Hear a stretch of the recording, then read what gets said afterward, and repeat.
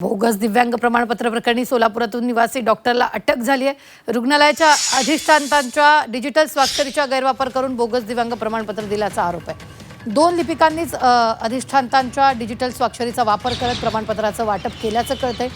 Bogus प्रमाणपत्राच्या आधारे आरोपीने शासकीय नोकरी लाटल्याचाही आरोप आहे। पोलिसांनी आतापर्यंत 8 जणांना ताब्यात घेतल्याचा आरोप आहे।